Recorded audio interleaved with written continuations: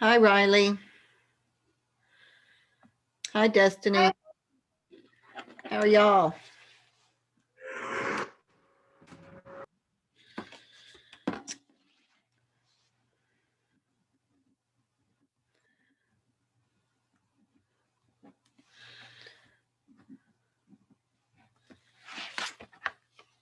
I think we'll go ahead and get started. It's just about time. I think I've got about 1 minute till. There's Macy. Hey, Macy.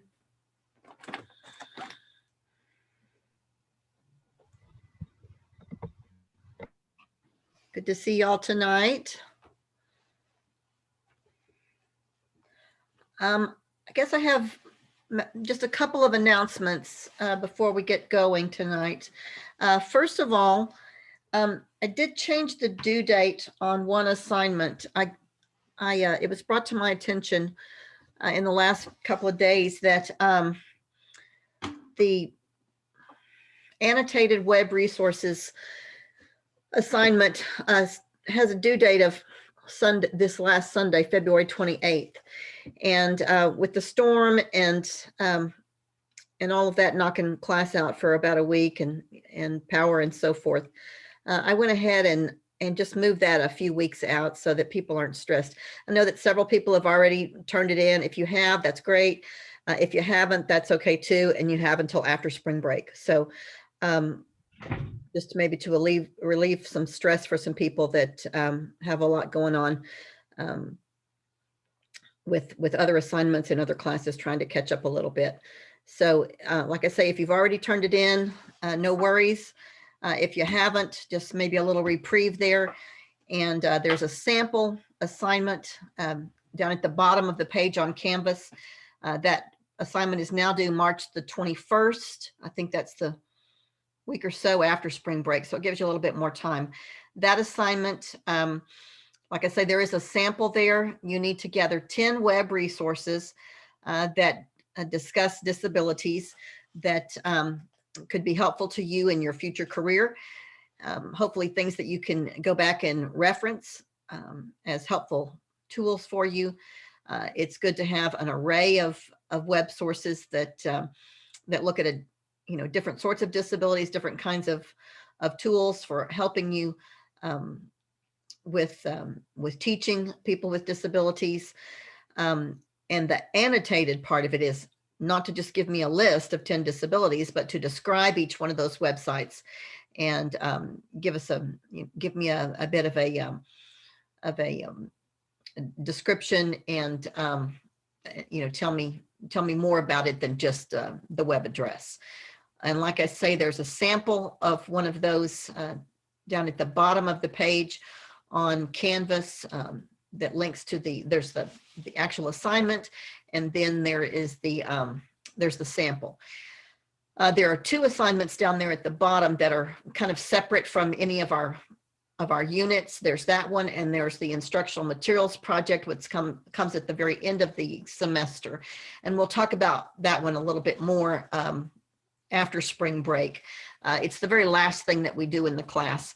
And I'll talk about it more, and I'll put up some samples for that one as well. But don't sweat that yet. It's the end of the semester kind of a thing. And it's a PowerPoint and a project and a little presentation that goes with it. But it's something that will be useful to you later in your career, hopefully, if you plan to be a teacher of any type. So tonight we're going to talk about, and the other thing I wanted to mention is next week is spring break, beginning on Wednesday, I think it is. We've got this abbreviated holiday this year. And so doing these webinars on Tuesday night, I'll go ahead and do a Tuesday night webinar, but I really don't expect to have a lot of attendance if many of you are beginning your spring break that afternoon.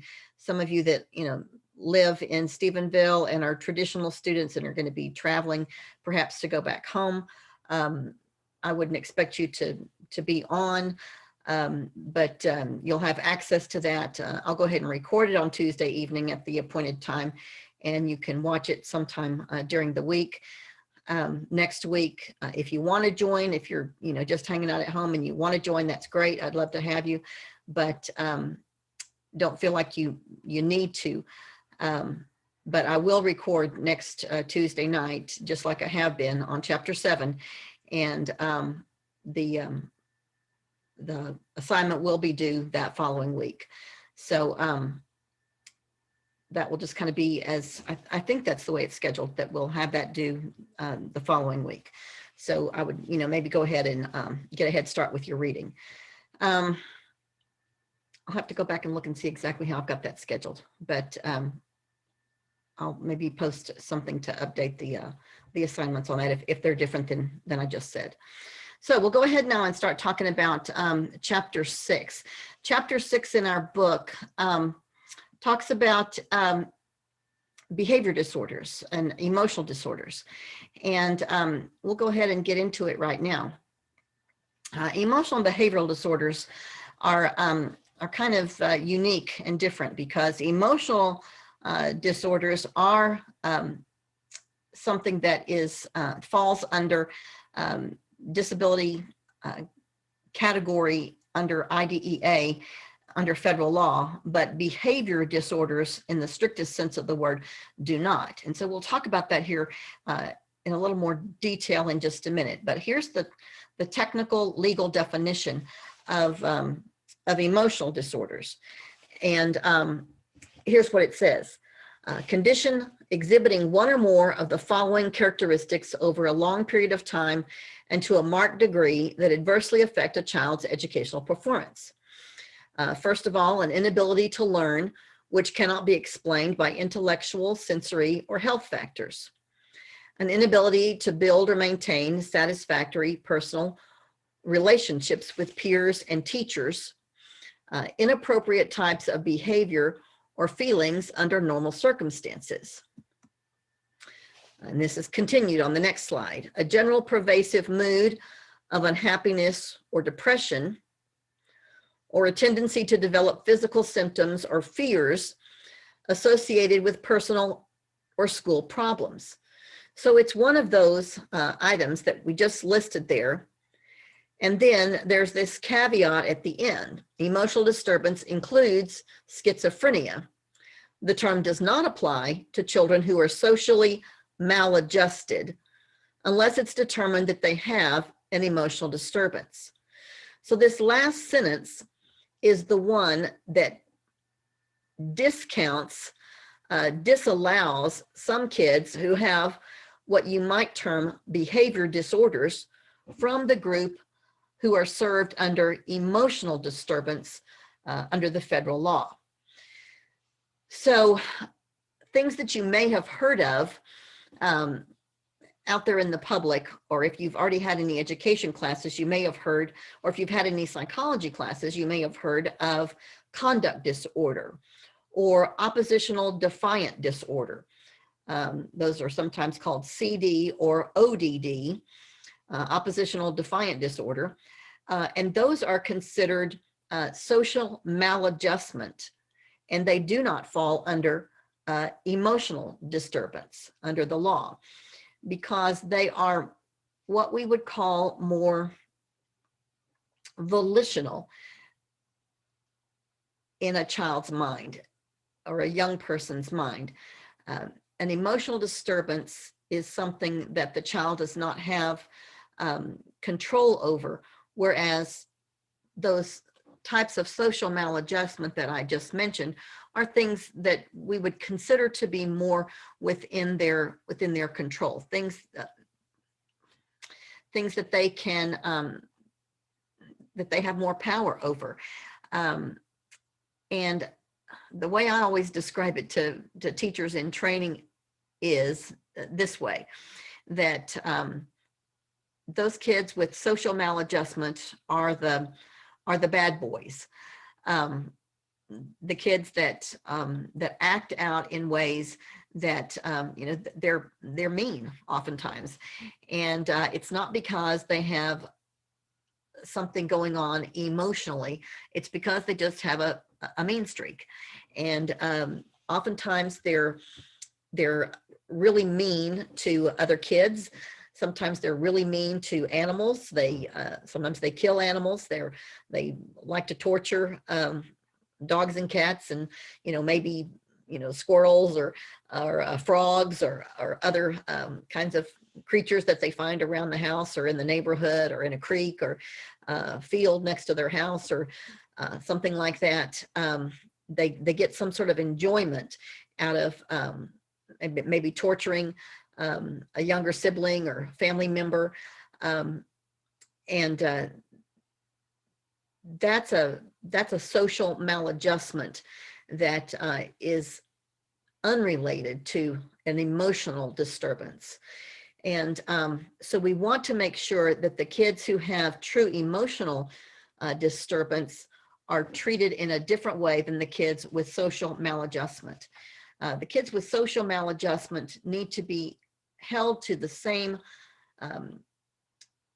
disciplinary standards as the rest of the kids. They do better if they are held accountable for their behavior. Whereas kids with emotional disturbance sometimes can't cope with the disciplinary measures that are out there for kids in the general curriculum. So there are some alternative definitions where people probably mostly in university environments want to include kids with behavior disorders under that umbrella. But in the school setting, I want you to make sure and understand that there is a real clear difference between emotional disturbance and those behavior disorders. And in the school setting, in Texas, we have a very clear line of demarcation between emotional disturbance and behavior disorders. And in special education, we try really hard to make sure that teachers understand the difference and keep those kids separate. Now, what's interesting is in a lot of school districts, you'll hear people talk about the behavior classroom. We have a behavior classroom, and we send kids there who can't behave in the general ed setting. And sometimes that behavior classroom is a special ed setting. And that gets really confusing because Dr. Cavan, you just said that that those kids with social maladjustment aren't special ed material. That's true. But sometimes we have kids with emotional disturbance who do act out and who have really poor behavior. But we want to make sure that those classrooms where we treat kids with emotional disturbance who have bad behavior don't become a dumping ground for the kids who have social maladjustment and act badly, and teachers don't want them in general education, and so we just dump them in a special education setting for kids who have true emotional disorders. So it gets kind of confusing. We have really a couple of types of kids with emotional disturbance. We have the kids who are what we would call disturbed, and then we have the kids who are disturbing. Kids who are disturbed tend to internalize their disturbance, and they take all of that emotional disturbance and turn it inward. Now, those are the ones who are less likely to be noticed by their teachers because they're not acting out in class. They're not doing things to draw attention to themselves. They're not misbehaving. And as long as teachers oftentimes don't have kids misbehaving, they're okay with it, because what teachers want is a classroom of kids who are quiet and working. And even if you're not working, if you're quiet, most teachers are okay with it, at least for a while. So sometimes those disturbed students don't draw a lot of attention to themselves. They're the ones who are suffering from anxiety or depression or eating disorders or other kinds of things like that aren't so noticeable on the outside. Who do you think those people often are if we're talking about boys or girls? Those are most likely our females. Females tend to have that internalizing behavior. Now, on the other hand, you can have males that have internalizing behaviors. Certainly, we have males who have anxiety and depression and eating disorders as well. But it tends to be more a larger group of females in that group. On the other hand, we have the students who are much more noticeable, those who have the disturbing kind of emotional disorders. And that's the externalizing behavior. They're very noticeable. They catch a teacher's attention. They tend to have the antisocial behavior, the aggression. They certainly catch a teacher's attention. They're the ones who will do things and act out in class in order to get the teacher's attention, to get the attention of the other kids in the class, sometimes even to do things to be sent out of the class. If they're uncomfortable with the work environment, maybe they can't do the work. Sometimes they act out in order to be sent out of class. Sometimes whatever's going on in their head is disturbing enough that they don't want to be there, and so they will do things. They will lash out. They'll talk out. Sometimes they curse. Sometimes they hit other kids. Sometimes they do other kinds of really disgusting things, like spit on other people, or sometimes they do all kinds of things that may be socially unacceptable in a disturbing kind of way. And this is more often than not the boys in our classrooms. And they get the teacher's attention. And more often than not, they're going to be sent out of the classroom for that disturbing, externalizing kind of behavior. Now, I've got a couple of videos that I'll see if they'll come up. This doesn't always work real well. Can y'all still see my screen? Give me a thumbs up if you can see my screen. Okay, good. Let's see if my first YouTube will come up here.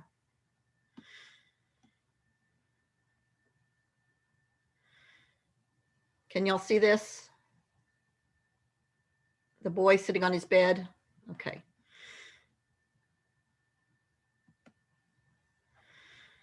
Conduct disorder is a pattern of behavior that involves the violation of societal rules or norms, or the violation of others' basic rights. DSM-5 groups the symptoms by type of behavior. However, the symptoms used for diagnosis may be from any category, so we will be listing them individually. Possible characteristics include physical cruelty towards people or animals, starting physical fights, using a weapon such as a knife, bat, or gun, bullying others, setting fires in order to cause serious damage, stealing while confronting a victim, truancy, temper tantrums, destroying other people's property without fire, sexually abusing another person, staying out past a parental curfew beginning before age 13, breaking and entering, theft including forgery, running away from home, skipping school beginning before age 13, lying or conning others in order to gain goods or favors or to avoid duties. Hey Eddie, I found this in your room. Okay. Where'd this come from? The video store? Yeah, I know it came from the video store, but how did you buy it? With money. What money? The allowance you gave me? That money isn't enough to get you this kind of thing. It up. Did you steal this? Maybe. In addition to a portion of the above symptoms, the behavior causes significant impairment in the individual's life. If the individual is older than 18, the clinician must ensure that the individual does not have antisocial personality disorder.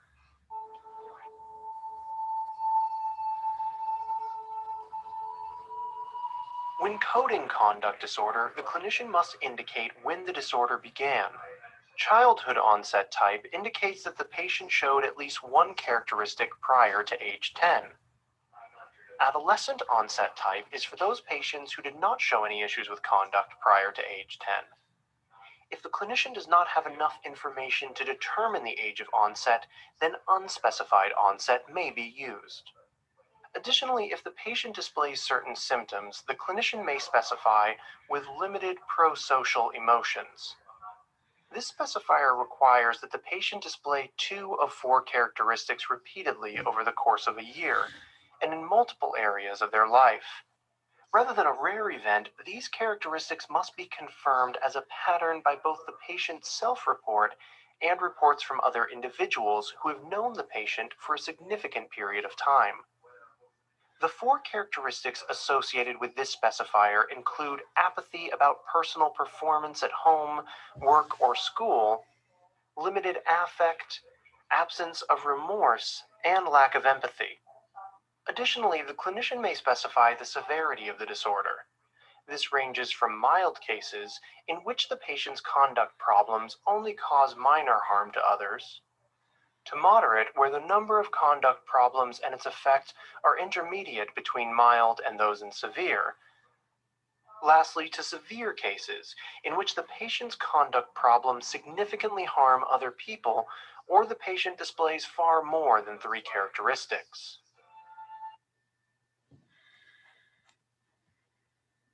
Okay.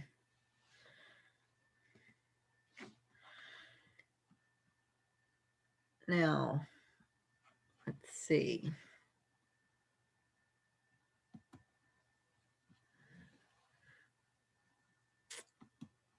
The next one is here. Hey, Bobby, what do you say? You gonna join us today? No. Too late. Well, Bobby, do you even have any materials with you today? Does it look like I got any materials? Okay, I'll tell you what. I'm gonna give you some paper here, and I'm gonna give you a pen, and if you want, you can use that. All right? No.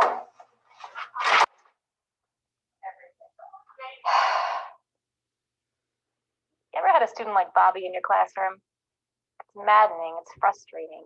What does Bobby do yesterday? The same thing you just saw him do today. What's Bobby going to do tomorrow? The same thing that you saw him do today. What's Bobby likely to do next week? The same thing.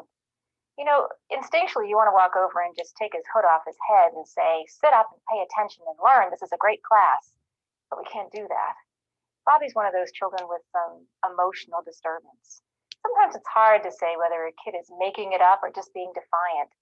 He presents as being defiant, and he presents as being extremely disrespectful in some adults' eyes. But for Bobby, he lives in a very different world. The world he doesn't understand is the one that we'd like him to understand. So every day, I do exactly what you saw me do. I go up and I say to him, Bobby, want to join us today? And he says, no. So I give him materials, and he puts them on the floor. I'm waiting for that one day that if I consistently be there for him and he stays in my classroom, remember, don't ask him to leave, because how's he going to learn if he's not there? He'll just go put his head down with his hood over his head in the office somewhere. And that's, of course, more comfortable. At least he's going to hear what's going on, and he's bright enough to take in that instruction. Someday, one day, I hope, if I'm there for him, he may peek around that corner of his hood. He may pick up that paper one day and even just put a little design or a doodle on it. And if he does, I'm getting somewhere. These kids are depending on you more than you can imagine. Believe me, it's hard to walk by a kid with a hood over his head who refuses to lift his head up off the desk. But the more I push him away, the more I'm feeding into exactly what he wants. Hey, Bobby, you gonna join us today? Looks like I'm gonna join you. All right, here's your paper, here's a pen. Okay, let's go ahead and get started, y'all. Here we go.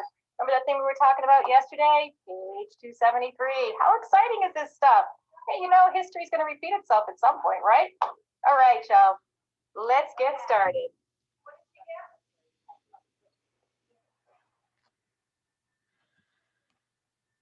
Okay. So we've seen a couple of examples here. The first one was a conduct disorder, and that's the kind I was talking about that is not covered under special education. That student has the type of social maladjustment that we would not serve through special education. Now, sometimes that looks a lot like a child with an emotional disturbance, but we have to rely on our school psychologists to help us decide um, if a child has an emotional disturbance or if they have that social maladjustment. And our school psychologists are the ones who make that determination. The second student, we're told in the video, has an emotional disturbance.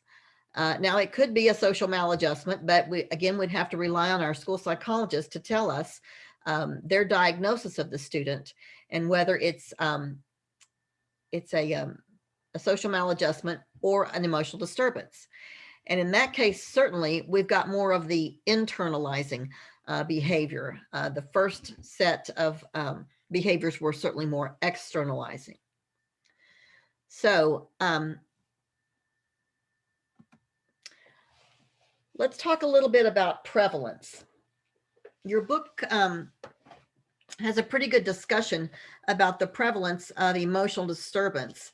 The U.S. Department of Education says about 2% of the population of kids 6 to 21 has an emotional disturbance.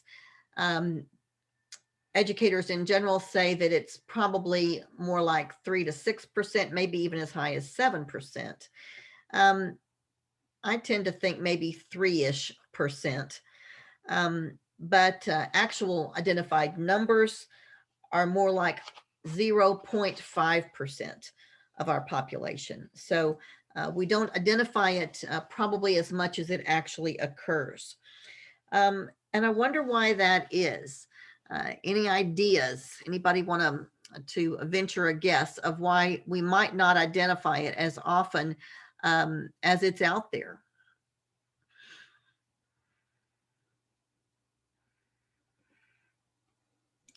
Maybe like for the instances where they internalize it, you wouldn't, I mean, that would be hard to identify. That's very true, Holly. It's hard to identify those internalizing behaviors. Sometimes we don't even notice them. Those kids go unidentified because sometimes they're really good at hiding. We do notice those externalizing. They're very noticeable, and teachers say, hey, help. And they make referrals for those kids pretty readily. Now, some of them are going to be those kids with those social maladjustment kinds of disorders, and they're not going to be identified as special education when we get to the point of identification. Some of them are going to be, on the other side of that equation. Some of them are going to have emotional disturbance, and they will be identified. But you're exactly right. We do often miss those kids who have those internalizing behaviors. There's lots and lots of depression out there amongst our school population, but those kids are really good at keeping that under wraps. There's lots of females in our schools who have eating disorders, and they're really good at hiding that as well. There's also a stigma to identification as emotionally disturbed. It's one of the only disabilities that people feel kind of like they take blame for it. Sometimes parents feel like they take blame for that disability, that they've done something wrong. And sometimes they have, because sometimes emotional disturbance is a result of child abuse or neglect, things like that. And so sometimes parents are responsible. Certainly not always, but it is one of those that has, some stigma to it. I've had, kids, come in my office before and say, I don't want that label. It makes kids think I'm crazy. And so we've got that stigma to work from as well. So there's that issue with the prevalence. There's probably a whole lot more of it out there than we have identified. I've mentioned some gender factors already. We have more females on the internalizing side than we do males. We've got more males on the externalizing side. We have more males identified in general in this category, more males in the emotional disturbance category than females. as far as age factors are concerned, we have more and more the older we go up through our aging school population. And so as we don't have very many at the elementary age, certainly not in our kinder, first grade, second grade. I think most of our teachers and even our parents at that age level want to kind of give kids the benefit of the doubt that that whatever emotional issues they're having, they're going to be able to work through. And so we let kids have some time to kind of get past some of those issues. And then as they get older, maybe other factors come into their lives, and other risk factors enter into the equation. And maybe whatever coping mechanisms we were hoping that they had just aren't working for them. And so we then start to identify those issues that are going on. So our numbers of kids with emotional disturbance goes up as we go higher into the grade levels. Unfortunately, there is also a socioeconomic relationship for our kids with emotional disturbance. The lower kids are on the poverty scale, the higher the likelihood of emotional disturbance. So there is some correlation with low socioeconomic status and emotional disturbance. There certainly are kids with who are in the upper income brackets who suffer from depression and anxiety and things like that. There are subsets of kids who really struggle with that in some stratas of the economy. But generally speaking, there's more emotional disturbance in the lower strata. And then on the ethnic front, we have a high identification of kids with emotional disturbance in our minority populations. And that may be because there's a link between socioeconomics and ethnicity. That's probably the greatest reason for that, but it's hard to say exactly. There's also some notion that there's overrepresentation of some of our minority populations in this group. And so there is a large population, primarily overrepresentation of African-American males in this group. And so there's been a lot of research and study over why that is, and a real effort to make sure that we're being fair with all of our populations in regard to identification into this category. What are the causes of emotional and behavioral disorders? Well, there are generally considered two primary causes. The first being environmental, and that can come from lots of different areas. There are family causes, things that happen in the family to kids growing up that impact them. It may be the dynamics in the home. It may be poverty related. It could be parents who are ill prepared for parenthood. It could be parents who have issues themselves and then take that out on kids through abuse. It could be, sexual abuse. It could be physical abuse. Sometimes it's the situation in the community at large. A number of years ago, when I was working in a school district, in our unit for kids with emotional disturbance, we had a student who was homeless and was living with his mom and grandmother in a makeshift home in the community. I think a lot of his issues were related to the home situation there. Another student was a recent immigrant from Somalia and had lived in a refugee camp in Somalia before coming the rest of the way to the U.S. And his father was actually killed in Somalia. And then he and his mother and siblings were placed in the refugee camp. And I think he saw a lot of violence in Somalia before he came to the US.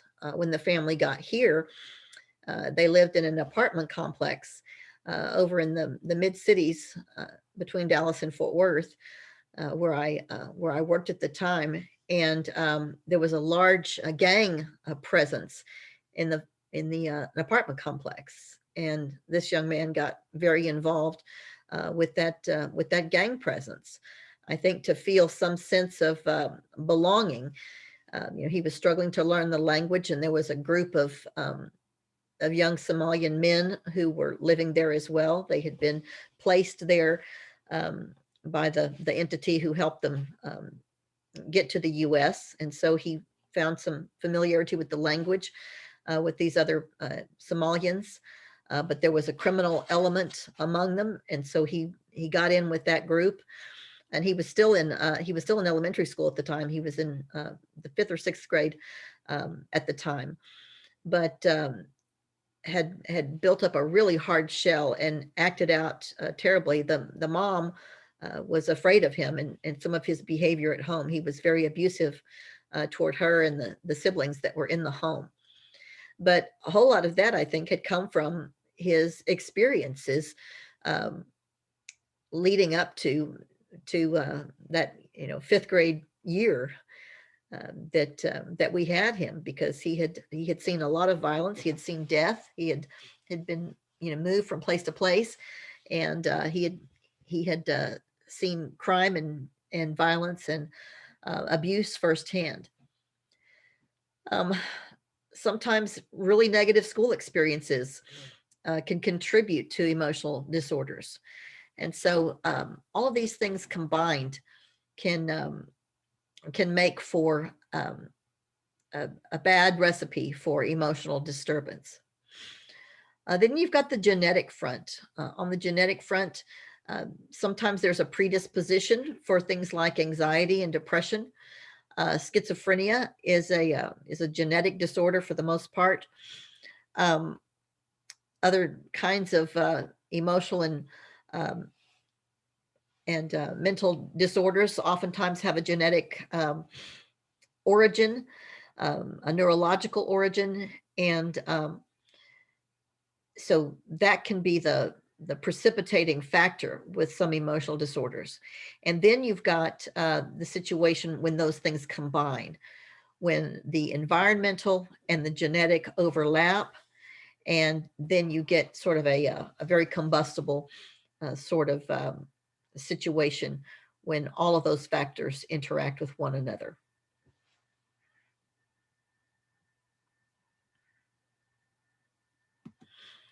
So how do we identify students who have emotional and behavioral disorders?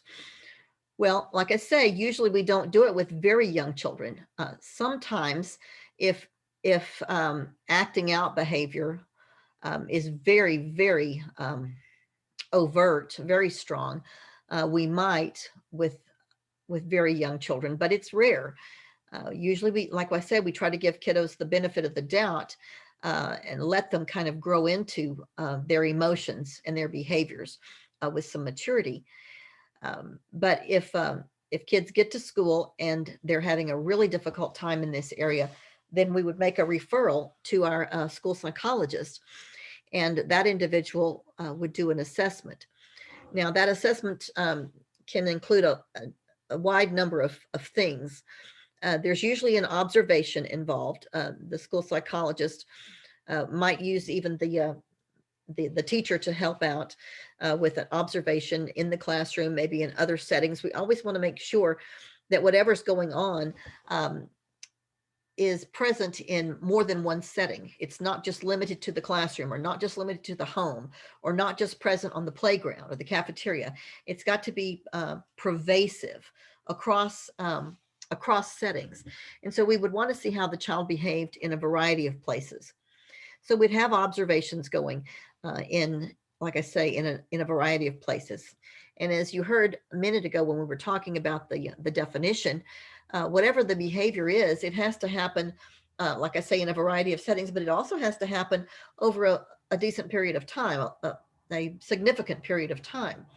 And so we would want to interview the parents and find out how long has this situation with the child been going on, or the caregiver, whoever is a primary person in that child's life. Then we look at behavior rating scales. We ask the parent, the teachers, and others who work with the child on a regular basis to look at a scale and rate, like on a Likert scale, 1 to 5, how the child behaves in certain situations. What are their emotions, at the beginning of the day? How do they behave during transition times? What do they do at lunchtime when there's a group of kids in an unstructured setting? How do they behave in a structured setting? So we would want to get as much information as we can from a variety of people who work with the child, parents and teachers.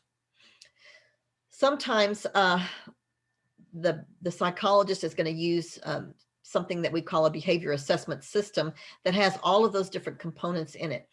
Sometime a parent wants to take their child into the community and have an evaluation done in a private setting, like with a private psychologist or psychiatrist. And they might do an assessment very much like I just described, or they might do something that doesn't have all of those components. They might just do an observation of the child and an interview with the parent. Sometimes in more of those clinical kinds of settings like that are different from a school, they might also do a personality inventory. And that usually happens more with older teens and adults rather than with little kids, where they can ask a series of questions and kind of get a feel for the lucidity of the individual and how they respond to certain probing kinds of questions. Usually those are true false in nature, and they give the psychologist or psychiatrist an idea of how the person is functioning on an emotional and psychological level. And then the last thing here that psychologists and psychiatrists do sometimes, they don't do this much in the school setting, and that's a projective test. That's what we call the test that you might think of in a very traditional psychological sense. You've probably all heard of the Rorschach ink blot test, where you look at that smeared form on a card and try to make something come out of it in your mind. There's also one called Draw a Person, where you create a drawing of an individual, and then the psychologist or psychiatrist tries to evaluate the quality of your drawing and draw some conclusions based upon the things that you included in your drawing. And those are called projective tests. They're based upon a particular theory of psychology, and the individual who's giving that test has been trained on the interpretation of it. So how do we teach kids who have been identified as having an emotional or behavioral disorder? Now, let's think for a minute about those kids who have those conduct disorders, the social maladjustment. They may be tested for special education, but they're not going to qualify for any services. So they'll be back in the regular classroom with their general education teacher. And you as the teacher then will have to teach that child, as well as the kids who have disabilities and may get some special education with emotional or behavioral disorders. So think about the two kids that we saw in the two video clips a few minutes ago. The first one had the conduct disorder, the boy who was, being ugly to his sister and then sassing his mother and then talking with the psychologist. He's the kind of kid that you very well may have in your class. He's going to talk back. He may act out in class. I think he was actually pretty mild. Then the young man who sits with his head down on the desk with the hoodie up, at some point, everybody's going to have a student like that who is passive aggressive and doesn't want to respond to anything that the teacher asks him to do. And as the speaker in that video said, what you're going to want to do is go over there and just pull that hoodie off of his head and say, get to work. But that's exactly the wrong thing to do. I think she demonstrated a very tedious, but effective way to deal with a student like that. The thing that we have to remember with kids with emotional and behavioral disorders is that they really can't get to the point of learning what you've got going on in the curriculum until they get the behavior under control. So behavior is the first goal that you have. It's paramount in your goals for that student. So until you get behavior and compliance under control, you really don't have any other educational goals for that student. So with many of the kids who have those kinds of issues, you want to start with very direct instruction that presents both a challenge and some level of success for the student. Many of the students who struggle with emotions and behavior in class do so because they have not been successful in their schooling. And so sometimes the very best thing you can do is offer success in the tiniest elements that you can come up with. It may be as simple as what we saw in the video of giving the student the opportunity to write his name on a paper and then letting that be the success for the day. So we want to give the student an opportunity to be successful, but yet we also want to think about those students who really need a challenge. And sometimes the kids who act out the most are those who need the biggest challenge. So you got to think about that when you're planning your lessons, particularly if you've got a classroom full of kids, no matter what grade you may be wanting to teach. You've always got to think about the kid that needs perhaps a little bit more challenge than everybody else. The young man that was there in the first video, I would bet that he's not going to want to sit and be satisfied for very long with a math worksheet or probably any kind of assignment that he would consider boring. And so you're going to have to challenge a student like that, but also give him frequent success. The next item here is what we call cognitive behavior therapy. And that's where we teach kids how to think about their thinking. You may have learned about this in another class, or if not, you will at some point.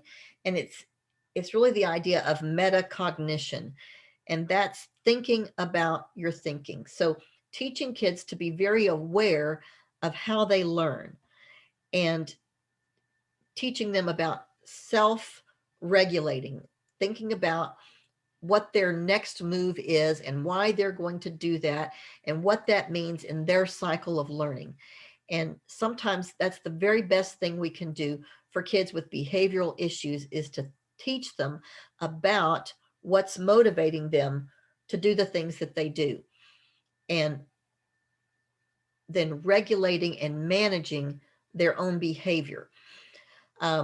There's a process for that. Your book talks about it quite a bit. So read about that a little bit more. For kids that have real behavioral kinds of issues, we always want to have a behavior improvement or behavior intervention plan available for them. Oftentimes our school psychologists will help us write those. And then we want to stick to them and make sure that we adjust them and modify them as kids are successful with them, or perhaps we need to modify them if kids, aren't following them and need a plan that's maybe more appropriate to their needs. We need to look and see that whole list of things that follows that there. When positive reinforcement is what a student needs, when maybe they need pats on the back, opportunities to do things for the teacher or with the teacher, or maybe more computer time, or an opportunity to run an errand down to the office, or things like that that reinforce to them that they've done something good and need a chance to be rewarded. Some kids need negative reinforcement. Now, we try to use negative reinforcement very sparingly, because most kids do better with positive reinforcers, but sometimes a negative reinforcer is what a student needs to take a privilege away, something like that. Behavior contracts can be very good for some students when we put the terms in writing and they have to sign, and then we hold them, to that. Some kids do well with what we call a token economy, where they get, chips for, little coins or chips or marks on a paper, whatever it might be, to keep track of their successes. And then the last thing here is social skills training. I've got a link to another video, but I'm not gonna belabor that right now. You all can watch that later if you want to. But social skills training is where we take a particular task and we go through it with a student step by step by step. We take the skill that we want the student to know, and we dissect it into its individual parts. And then we teach the student what each one of those parts are, and then we practice it. Because oftentimes the student who has emotional or behavioral issues hasn't learned those social interactions in order to be successful. So perhaps they haven't learned turn taking. Perhaps they haven't learned how not to interrupt other people, and that's why they're having difficulty in class. So we want to take that skill and we want to break it down into the minute parts of the task, and then teach those, and perhaps even have it on a card on the student's desk so that they can practice it and do it again and again with the student, and have that as a reminder. So step one is to look at the other person, then raise your hand, then wait for acknowledgement, and then state your request. And then we want them to practice that. We want them to learn those 4 steps. And then we want to reinforce it when they do it correctly. So social skills for kids who don't have them are taught directly, they're practiced, they're taught and used in context, and then teachers have to be consistent. And we want to do that, from one setting to the next. So oftentimes these kids have not learned their social skills at home, and we want to teach them then at school, and then try to reinforce them in settings all across the school, and maybe even take them into the community and help reinforce them there. So that's all I've got for tonight. Do you all have any questions about kids with emotional or behavioral disorders, or anything else I've talked about? I'm working on grading papers. That's my weakness. So I hope to have everything caught up by spring break. Anybody?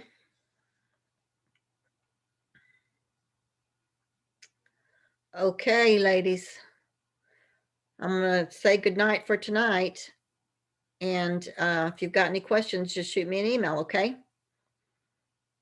All right. We'll see you. Ma'am. Have a good day. Thank y'all for tuning in. It was good to see your names at least. And Holly, good to see your sweet face. All right. Bye, y'all. Bye.